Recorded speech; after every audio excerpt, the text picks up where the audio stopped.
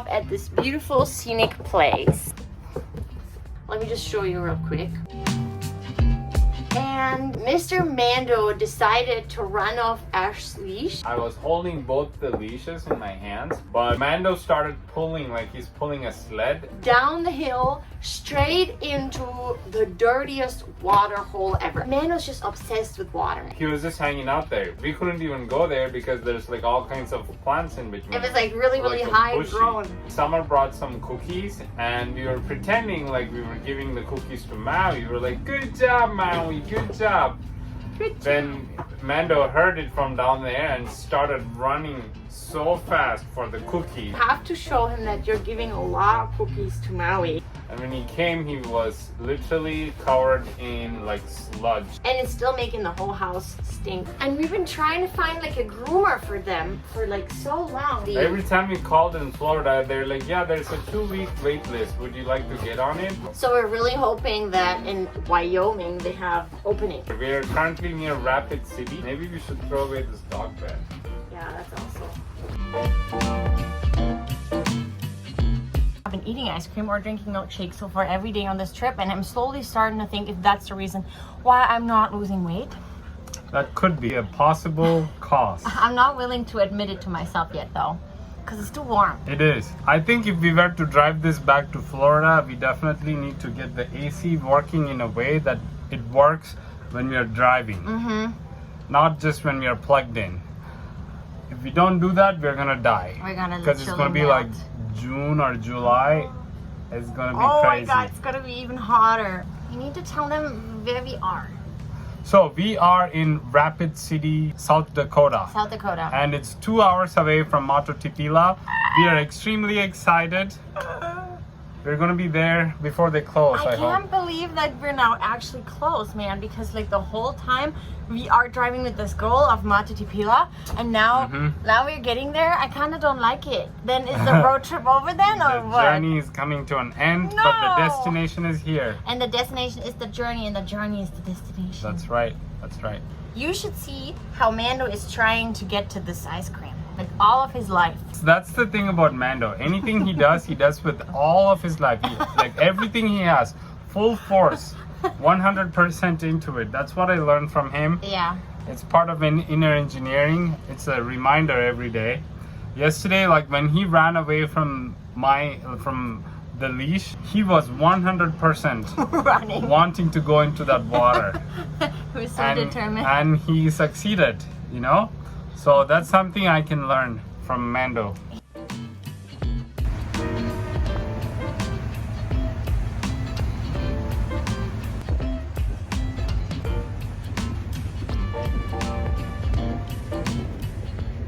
It's getting real, man. It's getting real. We are so close to Devil's Tower, and we just walked into the, what's it called where we just went to? Visitor? Welcome Center. Yeah. Welcome Center of Wyoming. Wyoming. Wyoming. Is so beautiful. Baby, make it V. Wyoming. Wyoming. Wyoming is incredible. Oh my god, the West is awesome. We've been figuring out that we love the West, but then we were like, And we also love the South. we also love the South. And we also love East. Well, have we been to the East? What's the East of America? Yeah, like North Carolina. Oh my god, we love the East. We love it all. We just love America. They're having like a bark party here right now. Maui and the dog that lives here. They're trying to figure out who was here first and who has the right to bark louder. And I think we're losing. I think the guy's winning. Oh, and I needed to tell you something. It's really crazy. I don't want to have that trailer in the background the whole time. You guys might think it's not that pretty here, but it really is. Like, look at that. Look at that. Can you see it? So something crazy has happened. So I think today is really the first day where I actually really notice it. We're driving and I'm starting to sing. Like the whole time, pretty much while we're driving, I'm singing. And I love singing. I used to do it so much more when I was younger. I kind of went that professional route. but then blocking traffic. I kind of stopped singing, and I'm not singing usually on a regular basis. Like, I'm not singing every day, but I just had this huge urge to sing. Like, the whole time I felt like I wanted to sing, and when I sang, I was like, dang, my voice is sounding so good. And then I started to feel like a tingling sensation in my throat area. It's been crazy. Like, the whole time since we've been closer to Mato Tipila, I've been feeling this, and it's crazy because I've been thinking like, okay, Sadhguru says throat chakra, you know, Mato Tipila will make your throat chakra burst, and I was like, well, I hope I really experience that, because I'm not big in like throat chakra experience usually on a daily basis if it's not samyama. So it's like, I hope I'll experience something, and how's it gonna be, what's it gonna feel like? But oh my god, I'm feeling it so crazy right now, and we're not even there yet. You saw it? I saw it. Oh man, I didn't see it. You'll see it now. Oh my god, I see it! Ah! There it is. So I had a completely different image of Mato Tipila in my head. You know, I'm a person who doesn't like to plan things, who doesn't like to look up things. I just trusted in Sadhguru. Sadhguru said, go there, so I went there. And I don't know why, but in my head, I thought everything around Mato Tipila would be red. You know, like in the desert, kind of like in Arizona, but then it was so green. So it's a lot of driving up and down, curves, hills. Quite a few times the road was so steep that the bus will not do more than 5 miles per hour, and I had to move over to the side and let all the other traffic go through. It's crazy knowing that Sadhguru drove on the street, that Sadhguru was there just like a short while before we came. So the crazy thing about Mato Tipila is that it's pretty much in the nowhere. There's no stores, there's no Wi-Fi, which is good on one hand, but on the other hand, you're really just out in nature.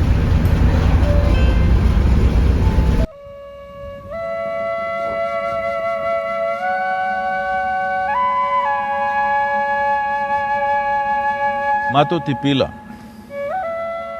in my experience, in the entire North American continent, at least in United States and Canada, I would say, is probably the one most powerful space that you can see in this part of the world. It has a dimension. See, in the yogic dimension, we look at it as human body, the energetic body of the human being is like the cosmos. It has 114, energy points. Of these, 2 are outside the physical structure, rest are inside. So these 112 are made into 7 categories, which are generally in America known as 7 chakras and things like that. Of these 7, there is one in the throat region which is called as Vishuddhi.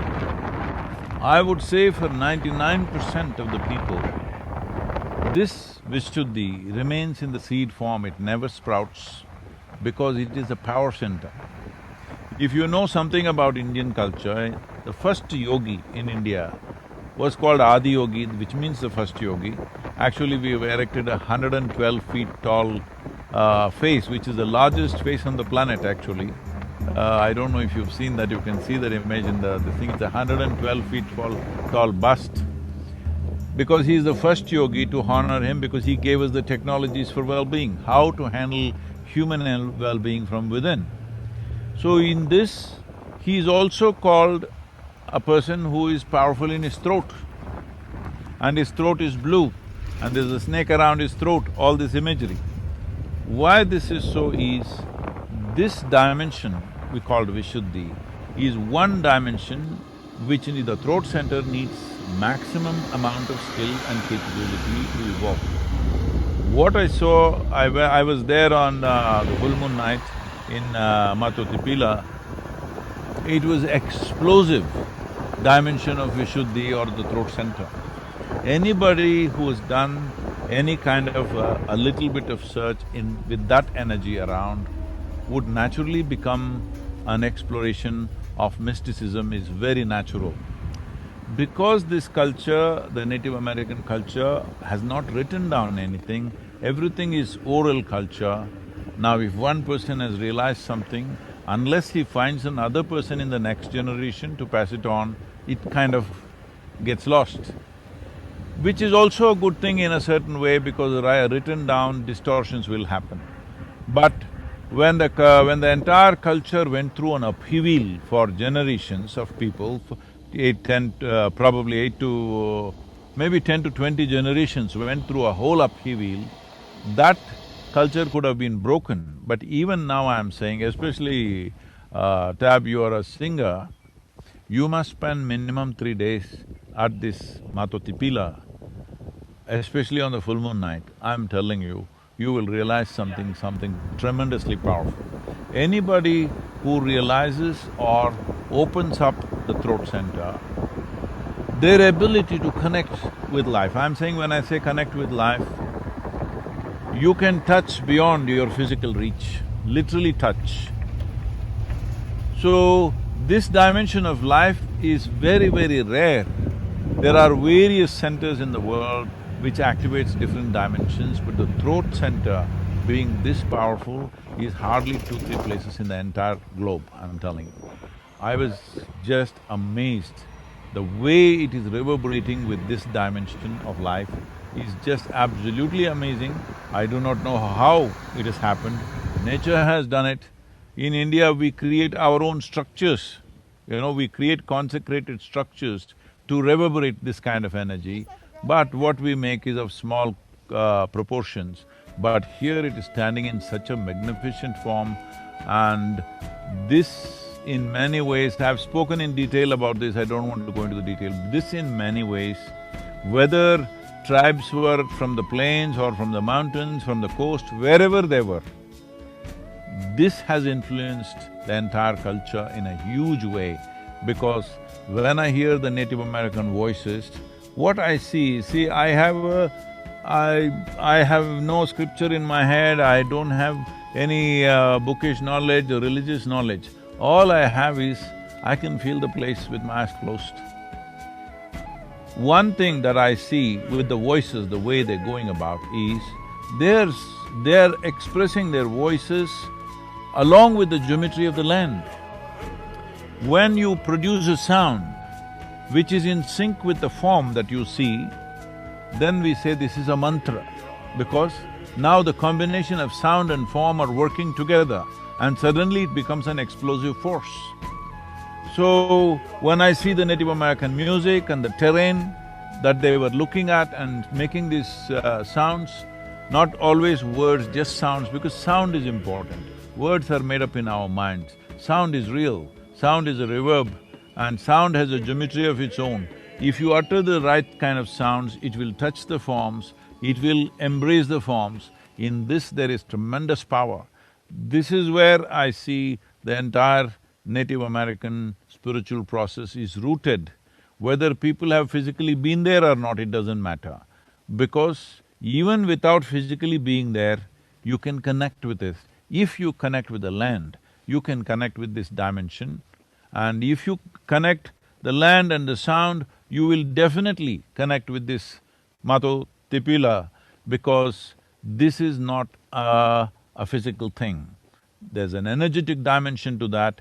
See, we have a physical body, but without the life energy, what is this physical body? It's just rot, all right? So what is a stone? A stone is nothing unless it has an energetic body. Here there's an energetic body expressing this dimension of the throat center in the human system in an extremely powerful way, which is… I've never seen a place like that in my life. I've traveled literally everywhere, I'm telling you.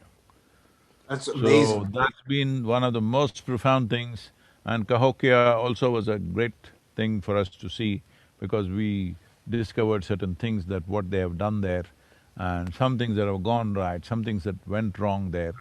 That's a different aspect, but this Mato Tipila is a must for every indigenous person, it's a must. Whether they go there physically or otherwise, they must connect with this. This is where the power is. The basis of your culture in some way energetically is here. And with connecting with that, could also be the liberation for the future.